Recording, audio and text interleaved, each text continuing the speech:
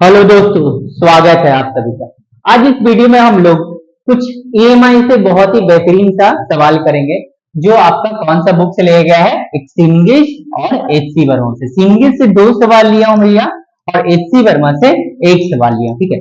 3 सवाल इस वीडियो में टोटल करने वाले हैं और तीनों सवाल ही जे एडवांस और मेंस लेवल के, ठीक है। अगर देखा जाए तो जे एडवांस लेवल के हैं, इसका पार्ट वाइज होगा, वहां से मेंस में पूछ सकते हैं, ठीक है। तो ओवरऑल जो तीनों सवाल है भैया आपका एग्जाम के पॉइंट ऑफ व्यू से बहुत ही इंपॉर्टेंट होने वाला है, ठीक है। तो आप लोग बहुत ही ध्यान से इसका सॉल्यूशंस को देखेगा और आप लोग खुद भी ट्राई कीजिएगा, ठीक है।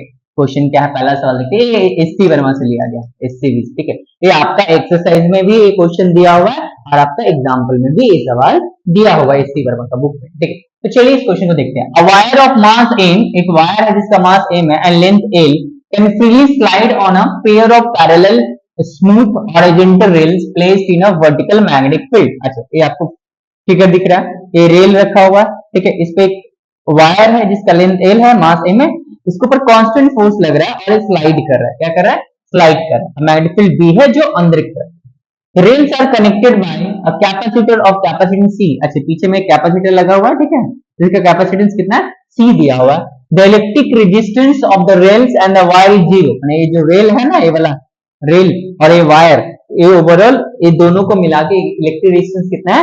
0 है, ठीक है।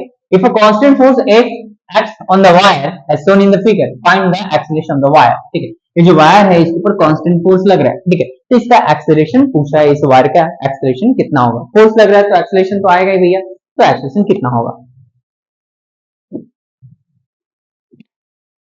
तो बहुत ही सिंपल सवाल है। फोर्स लग रहा है, फोर्स दिया हुआ है F, मास इंटू एक्सेलरेशन होता है, acceleration equal to F by m आ जाएगा। नहीं, ये बिल्कुल गलत है, ठीक है भैया। ये वायर के ऊपर तो फोर्स लग रहा है, ठीक है, फोर्स लगने के कारण तो एक्सेलरेशन आएगा। इसका पास वेलोसिटी भी आ जाएगा। जब वेलोसिटी आएगा तो कोई भी मूविंग कंडक्टर, माने एक रॉड, मूविंग रॉड एक मैग्नेटिक फील्ड के अंदर रखा हो तो उसके अक्रॉस में क्या होगा?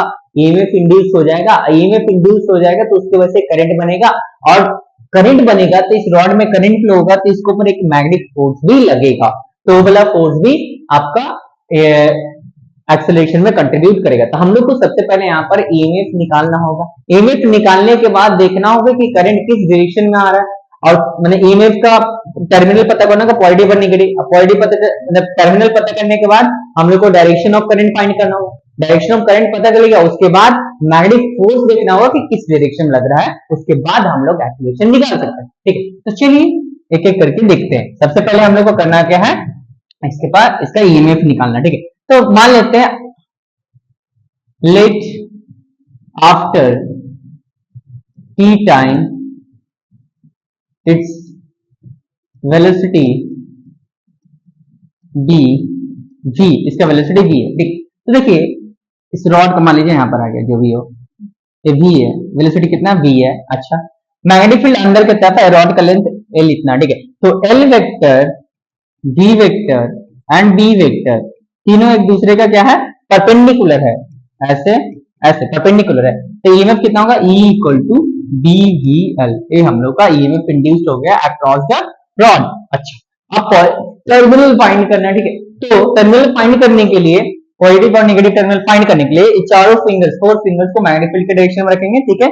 थंब को in the direction of motion, palm जिस डायरेक्शन में पॉइंट करेगा वो पॉजिटिव होगा, तो इस तरफ पॉजिटिव हो गया और नीचे की तरफ क्या हो गया? नेगेटिव। ऊपर वाला पॉजिटिव और नीचे वाला नेगेटिव। तो इसका मतलब करंट पॉजिटिव टर्मिनल से ऐसे निकल रहा है और इसमें एंटर कितना करेगा? Current I. माने ये रॉड है भैया, ठीक है, इसके अंदर करंट इस डायरेक्शन में जा रहा है, मैग्नेटिक फील्ड क्या है? अंदर के डायरेक्शन में है, ठीक है। तो इस रॉड के ऊपर मैग्नेटिक फोर्स लगेगा ही लगेगा, ठीक है। तो किस डायरेक्शन में लग रहा है वो हम लोग को पता करना होगा, ठीक है। अच्छा, देखिए 4 फिंगर्स को मैग्नेटिक फील्ड के डायरेक्शन में, थंब करंट का डायरेक्शन में, पाम जिस तरफ पॉइंट करेगा वो आपका फोर्स का डायरेक्शन, ठीक है। तो मैंने चारों फिंगर्स को मैग्नेटिक फील्ड के डायरेक्शन में पॉइंट किया, मैं थंब ऊपर की तरफ, क्योंकि करंट ऊपर लग रहा है, पाम इस तरफ आ रहा है लेफ्ट हैंड साइड में, तो फोर्स इस तरफ लगेगा F।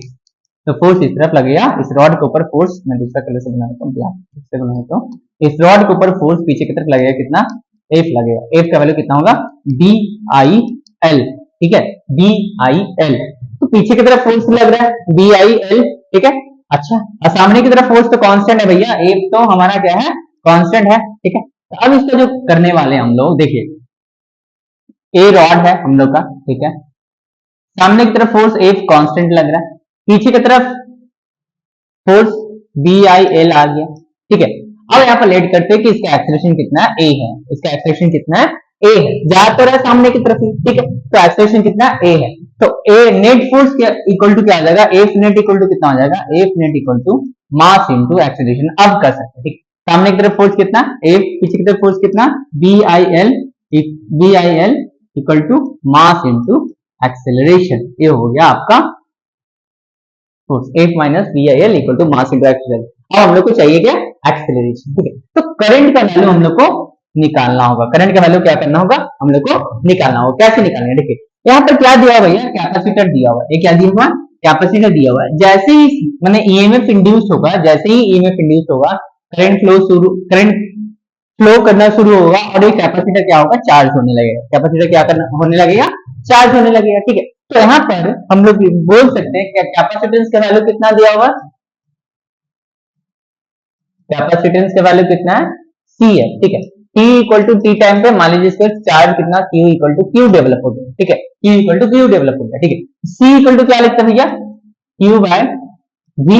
सी इक्वल टू क्या लिखते हैं, क्यू बाय वी। तो क्यू इक्वल टू कितना हो जाएगा, सी इंटू वी। अभी क्या होगा, उसके अक्रॉस में जो ईएमएफ इंड्यूस हुआ, ठीक है। तो ईएमएफ इंड्यूस कितना होगा, क्यू इक्वल टू कितना हो गया, सी ईएमएफ इंड्यूस कितना, बी वी इंटू एल।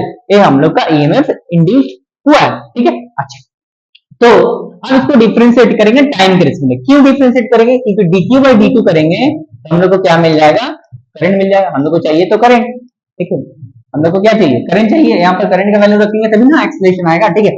तो यहाँ पर dq बाई dt करने वाले हैं, तो dq बाई dt करेंगे तो सब कुछ तो कांस्टेंट है, c b और l। इसको एक काम करते हैं, इसको मैं सही से लिख लेता हूँ, c b और l, c b l और ए भी, ठीक है। क्योंकि बी की जगह क्या रखे थे, बी एल वी, ठीक है। सी पहले से था, तो ये हम लोग का कांस्टेंट है, डीवी बाई डी होगा, सी बी एल। यहाँ पर क्या होगा, डीवी बाई डी। और डीवी बाई डी क्या होता है भैया, एक्सेलरेशन। और डीक्यू बाई डी क्या होता है, करंट। तो I equal to B L C into A. Current का वैल्यू आ गया, करंट का वैल्यू आ गया, ठीक है। तो सबसे पहले हम लोग क्या कहते हैं, सबसे पहले तो ईएमएफ इंड्यूस हुआ, ठीक है। t equal to T time के बाद वेलोसिटी v मान लिया और एक्सेलरेशन मान सकते थे, यहाँ पर a एक्सेलरेशन मान लिया, ठीक है।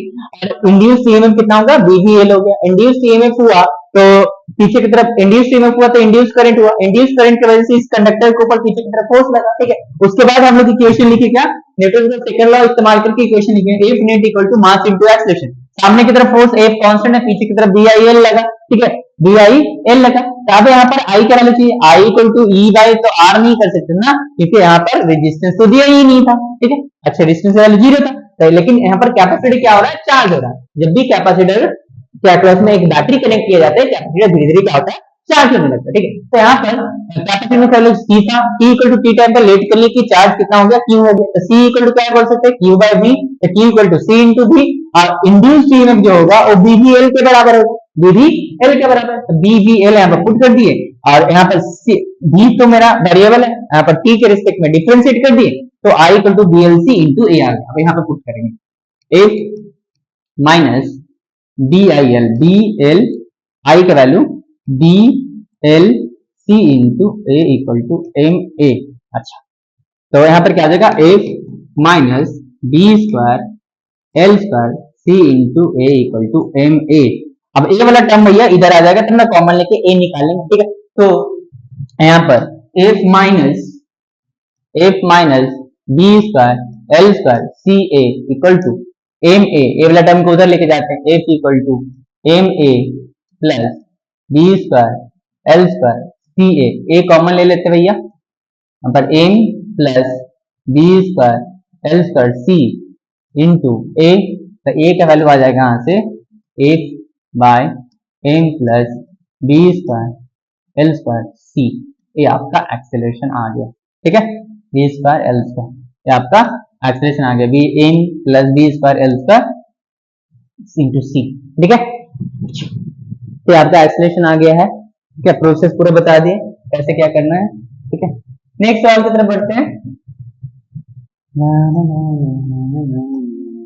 नेक्स्ट सवाल ये वाला तो और तगड़ा सवाल है भैया, इसमें 2-3 चीज पूछ लिया है, उसके बाद एक और सवाल है। पहले इसको कर ले, पहले इसको कर ले, उसके बाद उसके आता है। ठीक, क्या है यहाँ पर? A copper rod of length 0.19 meter is moving with uniform velocity 10 centimeter parallel to long straight wire carrying a current of 5 ampere. The rod is perpendicular to the wire with its ends at a distance of 0.01 meter and 0.2 meter from it. Calculate the EMF induced in the rod. अच्छा, ऐसे कुछ scenario में diagram बना रहा हूं। A wire है, इसमें current flow हो रहा है, आई इक्वल टू कितना दिया भैया? करंट 5 एम्पियर दिया हुआ, ठीक है। एक रॉड है ऐसे रखा हुआ, ठीक है, जो इसका पैरेलल में मूव कर रहा है। रॉड है पैरेलल में मूव कर रहा है, ठीक है, पैरेलल में मूव कर रहा है। v का वैल्यू कितना दिया हुआ? 10 मीटर पर सेकंड, 10 मीटर पर सेकंड, ठीक है। इसका एक जो नियर एंड होगा 0.01 होगा, ठीक है। ये वाला एंड कितना है? 0.01 मीटर, और ए वाला एंड कितना है भैया आपका? 0.2 मीटर, 0.2 मीटर, ठीक है। ऐसा कुछ सिनेरियो है। एक कंडक्टर है, लॉन्ग कंडक्टर में इनफाइनाइट कंडक्टर है, उसके पैरेलल में एक रॉड 10 मीटर पर सेकंड से मूव कर रहे हैं, ठीक है। तो इसके अक्रॉस में ईएमएफ इंड्यूस होगा, तो पूछा है कि कितना इंड्यूस होगा, ठीक है। रॉड का जो नियर एंड है 0.01 मीटर दूर है इस वायर से, और रॉड का जो फार एंड है 0.2 मीटर दूर है। रॉड का लेंथ कितना दिया हुआ है? कुछ तो दिया हुआ है 0.19 मीटर, 0.19 मीटर ए लेंथ दे दिया है रॉड का लेंथ। अच्छा, तो इंड्यूस्ड ईएमएफ कितना होगा? अच्छा भैया, कोई भी रॉड मूव करता है, E इक्वल टू कितना होगा? BVL होगा, E equal to BVL। But यहाँ पर इसके वजह से जो मैग्नेटिक फील्ड बनेगा ऐसे बाहर की तरफ, इसकी वजह से देखिए ए रॉड है, सॉरी ए वायर है, ए रॉड ऐसे है, ठीक है। मान लीजिए रॉड है, ए रॉड ऐसे से मूव कर रहा है, ठीक है। तो यहाँ पे देखिए इसके करंट ऐसे जा रहा है, ऐसे पॉइंट, तो मैग्नेटिक फील्ड तो अंदर की तरफ बन ही रहा है, मैग्नेटिक फील्ड तो अंदर की तरफ बन ही रहा है। बट यहाँ पर एक चीज क्या है कि यहाँ पर मैग्नेटिक फील्ड कुछ और बनेगा, यहाँ पर कुछ और बनेगा, यहाँ पर कुछ और बनेगा। हर एक पॉइंट पे मैग्नेटिक फील्ड का वैल्यू क्या हो रहा है? अलग अलग हो, ठीक है। मैग्नेटिक फील्ड का वैल्यू क्या होता है? मान लीजिए करंट है, करंट कैरिंग वायर है जिसमें करंट आई जा रहा है, यहाँ से r डिस्टेंस मैग्नेटिक फील्ड चाहिए, तो v इक्वल टू कितना होता है? Mu naught I by 2 pi r। ये मैग्नेटिक फील्ड का वैल्यू होता है इनफाइनाइट वायर के, ठीक है। एक इनफाइनाइट वायर है जिसके अंदर करंट कितना जा रहा है? I जा रहा है, और r distance perpendicular distance, r distance दूर पे मैग्नेटिक फील्ड चाहिए, तो कितना होता है? Mu naught I by 2 pi r होता है, ठीक है। तो यहाँ पे देखिए r पे डिपेंड कर रहा है, तो यहाँ से तो r का वैल्यू लगातार चेंज होते जा रहा है, तो हम लोग को करना क्या पड़ेगा? यहाँ पर करना पड़ेगा इंटीग्रेशन। इंटीग्रेशन करना पड़ेगा, क्या करेंगे? चलिए काम करते हैं, यहाँ से x डिस्टेंस दूर पे आते हैं, इसको मैं सबको हटा दे रहा हूँ, ठीक है, गंदा हो गया। यहाँ पर ऐसे, ठीक है, x डिस्टेंस दूर यहाँ से आते हैं, x डिस्टेंस दूर आ गए, ठीक है। अब छोटा सा लेंथ काट ले रहे हैं जिसका थिकनेस कितना होगा? dx होगा, ठीक है। ये भी तो 10 मीटर पर सेकंड से चलेगा, ठीक है, ये भी तो 10 मीटर, तो इसके अक्रॉस में तो हम लोग ईएमएफ निकाल सकते हैं। यहाँ पर मैग्नेटिक फील्ड कितना बनेगा? B equal to mu naught I by 2 pi एक से हम लोग का क्या बनेगा? मैग्नेटिक फील्ड बनेगा, ठीक है। तो यहाँ पर देखिए एक छोटा सा मैग्नेटिक फील्ड, इसको हम थोड़ा मैग्नीफाई कर रहा हूँ, छोटा सा ऐसे करके मैग्नीफाई कर रहा हूँ, ठीक है। अच्छा, ताकि आप लोग को क्लियर समझ में आए। ये dx है, ठीक है, चला कितना? B से, मैग्नेटिक फील्ड अंदर की तरफ है, ठीक है, B। तो देखिए यहाँ पर भी B वेक्टर, B वेक्टर और dx वेक्टर एक दूसरे का परपेंडिकुलर, ईएमएफ इंड्यूस छोटा सा ईएमएफ होगा d equal to dv dx, ये होगा छोटा सा ईएमएफ इंड्यूस हुआ इसके ऊपर। अगर टोटल ईएमएफ चाहिए तो हम लोग को इंटीग्रेट करना होगा, ठीक, तो हम लोग को तो टोटल ईएमएफ ही फाइंड करने वाला है। d इक्वल टू कितना हो गया भैया? dv dx, integrating both side, d का इंटीग्रेशन क्या होगा? e। कहां से कहां तक लिमिट लेंगे? देखिए जब फर्स्ट वाला काटेंगे, जब फर्स्ट वाला यहाँ पर काटेंगे छोटा सा, तो इसके लिए कौन सा डिस्टेंस लेंगे? 0.01। और जब लास्ट वाला काटेंगे तो इसके लिए कौन सा डिस्टेंस लेंगे? 0.2, ठीक है। तो चलिए करते हैं 0.01 से 0.2 तक इंटीग्रेट कर देंगे तो हम लोग को क्या आ जाएगा? ईएमएफ आ जाएगा, ठीक है। अब बी का वैल्यू पता है कितना भैया? Mu naught I by 2 pi x। यहाँ पर v का वैल्यू कितना दिया हुआ? v ही रहने देते हैं, बाद में निकालेंगे। यहाँ पर क्या है? dx है। तो देखिए mu naught I v by 2 पाई, ये वाला टर्म जो हो गया भैया ये तो कांस्टेंट होगा, इसको बाहर खींच लेते हैं। Mu naught I V by 2 pi constant है, इसको बाहर खींच ली। अब बचा क्या 1 बाई एक्स व डी एक्स, कहां से लेकर 0.01 से लेकर 0.2 तक। अब 1 बाई एक्स का इंटीग्रेशन क्या होता है ln x, आप लोग सबको मालूम है, ठीक है। तो ये कितना हो गया म्यू नॉट आई जी बाय 2 पाई होगा ln x होगा लिमिट 0.2 से लेकर 0.01, ठीक है। तो mu naught I by into B 2 pi ln 0.2 minus ln 0.01, ठीक है। अच्छा काम करते हैं, mu naught I B by 2 pi ln a minus ln b, ln a minus ln b दिया हुआ है, इसको क्या लिखते हैं ln a बाय b लिखते हैं। यहाँ पर क्या होगा ln 0.2 बाय 0.01, तो पॉइंट लेंगे ऊपर में क्या आ जाएगा 100, और पॉइंट के नीचे में क्या आ जाएगा 10 आ जाएगा, 0 से 0 कट गया, एक 0 तो 20 हो गया, क्या हो गया 20। तो mu naught I V by 2 pi ln कितना हो गया 20, ठीक है। और चाहिए और सॉल्व कर दूं, म्यू नॉट बाय 4 पाई, 4 ही हो गया तुम लोग। म्यू नॉट का वैल्यू कितना आ जाएगा 4 pi into 10 to the power -7, कर दो। आई का वैल्यू कितना है 5 एम्पीयर दिया हुआ है ना, यस यस 5 एम्पीयर दिया हुआ, ठीक है। बी का वैल्यू 10 मीटर पर सेकंड, तो म्यू नॉट का वैल्यू कितना आ जाएगा 4 pi into 10 to the power -7, I का वैल्यू 5 एम्पीयर, बी 10 है और नीचे में क्या हो जाएगा 2 पाई इंटू ln 20, ठीक है। तो 2 पाई से पाई कर लिया, 2 से 2 कर लिया, ठीक है। 5 टू 10 और यहाँ पर 10 तो 2 0, तो 10 का वर्ग कितना होगा -5 इंटू ln 20 का भाग निकासी, ठीक है। तो एक काम करता हूँ उसका भी वैल्यू बता देता हूँ, आप लोग कैलकुलेट करते हैं। तो ओवरऑल जो हम लोग को आया देखिए, अरे 5 दूनी 10 10 टू द पावर -7 है इंटू 5 था इंटू यहाँ पर 2 था, 5 पाई कटा था ना, ये 2 से काटे थे, 2 टू जा 4, ठीक है। तो 5 टू 10 ये 10, तो 10 टू द पावर 2 हो गया और 10 टू द पावर -7 है तो 10 टू द पावर -5 है, ठीक। तो यहाँ पर कितना हो गया equal to 10 to the power -5 बचा ना जी, ln कितना ln 20, इसका वैल्यू आप लोग फाइंड कर लो, ठीक है। ln 20 आराम से आ जाएगा, कैसे ln 2 इंटू 10 कर देंगे, बस निकाल लीजिएगा आराम से, ठीक। चलिए उसके बाद एक और सवाल है जो बहुत ही बेहतरीन था, ये तो जस्ट आसानी था, ये वाला सवाल मेरा सही है। क्या है सवाल, थोड़ा पानी P low.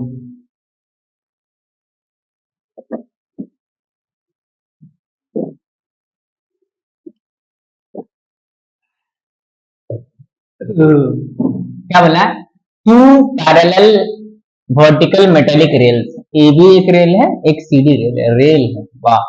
Separated by 1 metre, माने एक दूसरे से कितनी दूरी पे है 1 मीटर की दूरी पे, ठीक है। माने बीडी का जो वैल्यू है, बीडी नहीं बीडी वैल्यू 1 मीटर, ठीक है। अच्छा they are connected at 2 ends by resistance R1, ऊपर में एक रेजिस्टेंस R1 है नीचे में रेजिस्टेंस एक R2 है, ठीक है। Twinning finger, a horizontal metallic bar length L of mass 0.2 kg, इसका लेंथ L है, इसका मास कितना भैया 0.2 kg है, वो क्या कर रहा है स्लाइड्स विदाउट फ्रिक्शन, इसका लेंथ का जो वैल्यू होगा वो 1 मीटर के बराबर ही होगा, ठीक है। इतना ही है ना, निकल दिया 1 मीटर, ठीक। अच्छा without friction vertically down under the action of gravity, इसका वेट लगेगा mg और टुक टुक टुक टुक टुक टुक टुक टुक टुक टुक करके नीचे आ जाएगा, ठीक है। अच्छा there is a horizontal magnetic field 0.6 tesla perpendicular to the plane of the rails, माने अंदर की तरफ हम मान लेते हैं, आप लोग को मन किया तो बाहर की तरफ भी मान लीजिए, परपेंडिकुलर टू द प्लेन, अंदर बाहर जो मानना है मान लीजिए, हम बी मान लिए कितना 0.6 टेस्ला अंदर की तरफ, ठीक है। अच्छा it is observed that when the terminal velocity is attained, जब इस रॉड के पास जब धीरे धीरे नीचे आएगा ना तो इसके अंदर मैग्नेटिक फोर्स होगा, तो मैग्नेटिक फोर्स ऊपर की तरफ होगा, ठीक है। तो दोनों फोर्स बराबर हो जाएगा, तो उस टाइम क्या हो जाएगा टर्मिनल वेलोसिटी का, जब टर्मिनल वेलोसिटी अचीव हो जाता है तो power dissipated in R1 and R2 are 0.6 watt and 1.2 watt, माने पावर पहला में जो आता है P1 वो कितना है 0.6 वाट आया है, ठीक है। एंड इसमें जो आया है P2 पावर वो 1.2 वाट आया है, 1.2 वाट आया है, ठीक है। तो बोला है find the terminal velocity R1 and R2 का वैल्यू पूछा। क्वेश्चन समझिए, एक रॉड था, धीमी धीमी धीमी धीमी ग्रेविटी की वजह से नीचे आएगा। जब ये नीचे आएगा तो इसके पास स्पीड आएगा, स्पीड आएगा तो मैग्नेटिक फील्ड अंदर की तरफ ईएमएफ इंड्यूस होगा।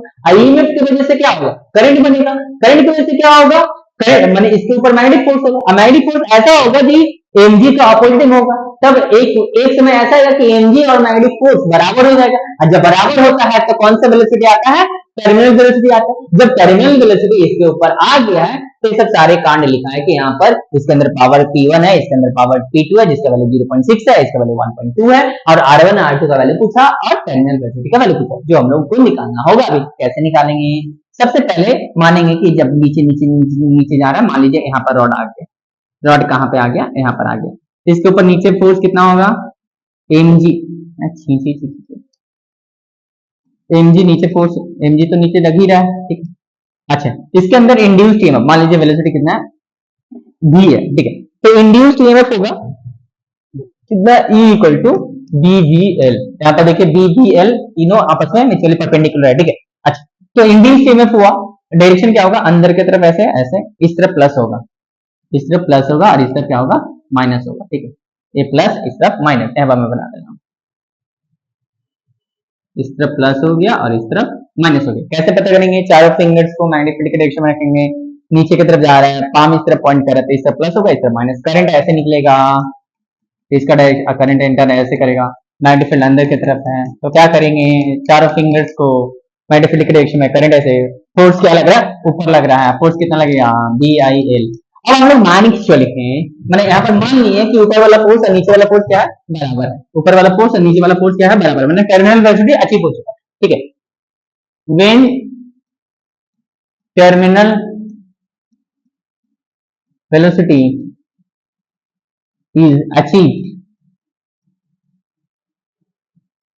The mg equal to BIL, और करंट होगा I equal to induced EMF by R equivalent, क्योंकि रेजिस्टेंस एक ऊपर में है एक नीचे में, और दोनों रेजिस्टेंस क्या, दोनों रेजिस्टेंस किसमें है, इसके अक्रॉस में ईएमएफ इंड्यूस्ड हुआ, ऐसे ऐसे करके बोल सकते हैं ना, एक रेजिस्टेंस ऊपर में है, ऐसे और ऐसे है, ठीक है, और यहाँ पर ऐसे, तो ये दोनों किसमें है, पैरेलल में है, ये R1 हो गया, ये R2 हो गया, तो यहाँ पर ऐसे लिख दे रहा हूँ, 1 बाय R इक्विवेलेंट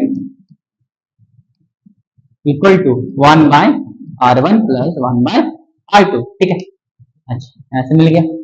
अब यहाँ पर I equal to E by R equivalent, तो यहाँ पर रखेंगे mg equal to BL, I की जगह इंड्यूस्ड ईएमएफ, इंड्यूस्ड ईएमएफ की जगह रखेंगे BVL, अभी L की जगह टर्मिनल, माने B की जगह टर्मिनल वेलोसिटी, यहाँ पर R इक्वलेंट, अब आप पुट कर देते हैं, BL I की जगह BL into V terminal by R equivalent, ठीक है। तो mg equal to b square l square into v terminal by r equivalent, equation number 1। दूसरा बोला कि जब टर्मिनल वेलोसिटी अचीव हो चुका है तो दोनों में पावर तो बोल दिया कितना, ठीक है। तो काम करते पावर लिख लेते हैं, P1 प्लस P2, ओवरऑल मेरा सर्किट में पावर कितना निकलेगा, ओवरऑल मैं सर्किट में पावर निकालूं P टोटल, तो v square by r equivalent लिख सकते हैं। v स्क्वायर मतलब और टर्मिनल ए वाला सॉरी V वोल्टेज जो आया है, वोल्टेज जो आया हम लोग का, ठीक है, V square by R equivalent, तो V का वैल्यू कितना, अब P क्या आ जाएगा, P की जगह हम लोग क्या लिख सकते हैं, तो भैया ओवरऑल सर्किट में पावर आएगा वो दोनों को कनेक्ट करके, मतलब दोनों को बराबर आएगा ना, जोड़कर आएगा ना, तो P की जगह पर हम लोग क्या लिख सकते हैं, P1 plus P2 equal to V square by R equivalent. तो P1 और P2 का तो वैल्यू पता है कितना, एक का है शायद देख लेते हैं 0.6 है, एक का 1.2 है। अच्छा, 0.6 plus 1.2 equal to V square by R equivalent, तो इसका वैल्यू कितना आ गया, 1.8 हो गया, ठीक है। तो V square by R equivalent equal to 1.8, equation number 2, equation number 2। अरे भैया सर्किट में जो पावर डेवलप होगा P इक्वल टू क्या था, V square by R equivalent, total power होगा, और टोटल पावर तो हम लोग को दिया है ना, P1 और P2 दो रेजिस्टर थे, दोनों को मिला के ही टोटल पावर होगा, तो P1 plus P2 equal to V square by R equivalent, P का वैल्यू P1 का value 0.6 plus 1.2 equal to V square by R equivalent, अब V का वैल्यू पता है BVL, माने B यहाँ पर V जो होगा वो क्या होगा, BV टर्मिनल इंटू एल, ये होगा ना क्योंकि टर्मिनल वैल्यू है, ठीक। यहाँ पर इसका वैल्यू पुट करेंगे, v square by R equivalent equal to 1.8 है, तो v की जगह v टर्मिनल एल का square by R equivalent equal to 1.8, तो यहाँ पर क्या हो जाएगा B square L square V terminal का square by R equivalent equal to 1.8 हुआ। एक और जो हम लोग को इक्वेशन मिला था कौन सा था, ये वाला था mg इक्वल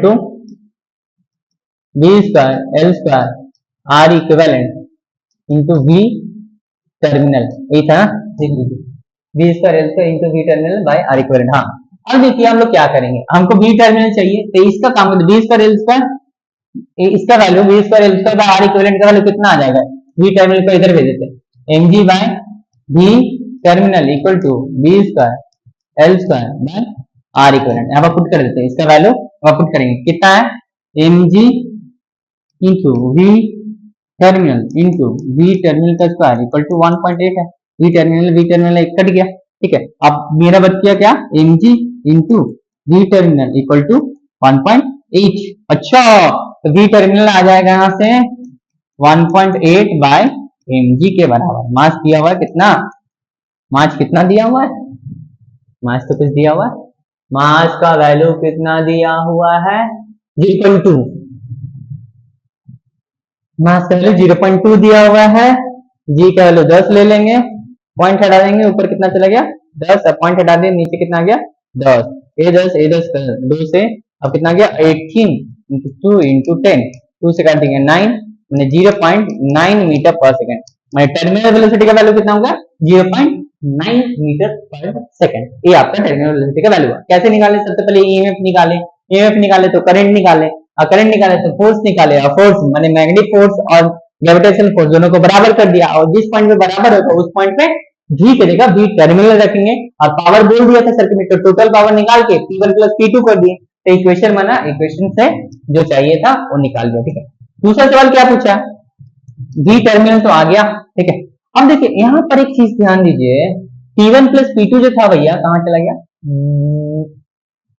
एक इक्वेशन लिखे थे यहाँ पर, हम लोग क्या चाहिए अब R1 और R2 चाहिए, v टर्मिनल तो मिल गया, अब R1 और R2 चाहिए, आर इक्विवेलेंट का वैल्यू ऐसा फाइंड कर सकते हैं, देखिए कहां से लेंगे, ए वाला v square by R equivalent equal to 1.8, इसका इस्तेमाल करेंगे, v square by R equivalent equal to 1.8, v माने ईएमएफ है, b square L square v terminal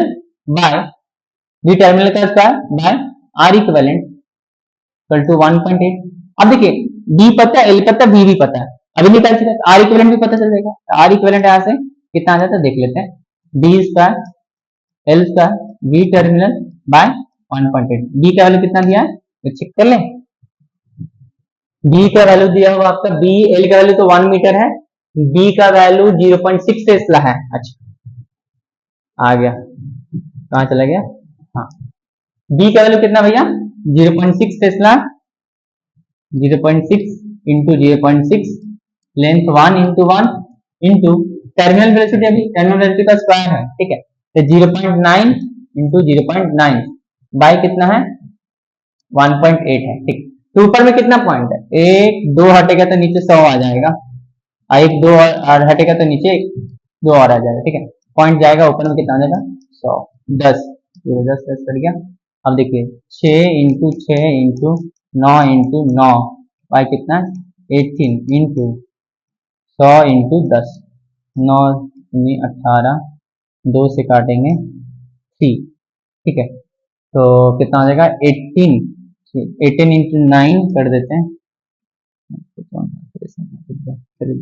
7 9 7 कितना हो जाएगा 16, 162 बाय 1000 है, ठीक है, तो 0.162 ओम, ठीक है, यही होगा ना, R equivalent equal to B square L square into V terminal का स्क्वायर बाय 1.8, डी का value 0.6 into 0.6 into L 1 into 1, V terminal 0.9 into 0.9, point था ऊपर में 100, इसकी वजह से भी 100 है, पॉइंट ऊपर में 10 10 कैंसिल हो गया, ठीक है, 18 9 2 जा 18, 2 से 3 कट जाएगा, तो 6 3 जा 18, 18 इंटू 9